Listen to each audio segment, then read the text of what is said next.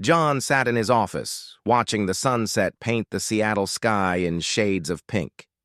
His mind was consumed with thoughts of how much their life had changed over the past few months. He and Emily had been married for 7 years. Their suburban home was the embodiment of the American dream. 2 stories, 3 bedrooms, a spacious living room with a fireplace. Every morning followed the same routine: coffee in the kitchen, quick kisses goodbye, and the kids leaving for school with their mother. John worked as a programmer at a large IT company, often staying late into the night. The first warning signs didn't appear right away. Emily began going out more frequently to walk the dog, even though Bax clearly didn't need extra walks. She started using air fresheners in the house, despite having previously claimed they triggered her allergies. Then he noticed him, the new neighbor, Mark. 35 years old, a successful marketer and single.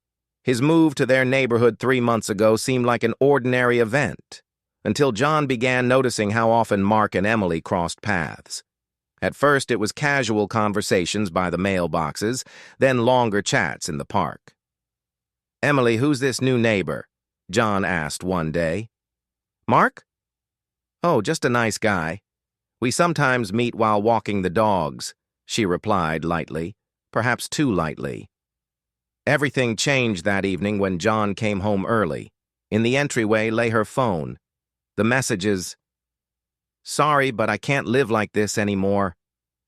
I feel so comfortable with you. Let's meet tomorrow at 3. It felt as if an icy blade pierced John's heart. He reread the messages over and over, trying to understand where exactly things had gone wrong. Then he began keeping tabs on them. Every day at 9:15, they took the dogs for a walk. But sometimes these strolls stretched to an hour and a half instead of the usual hour. The final straw came one morning when John accidentally caught them in their own garage. They hadn't heard him approach. Their embrace, laughter, touches. All his worst fears were confirmed. When he walked into the house, Emily was in the kitchen, her face twisted into a grimace of guilt and fear. "John, we need to talk," she said in a trembling voice. But he simply stood there, feeling the world around him crumbling. "How long?" was his only question. 3 months, she answered, lowering her head.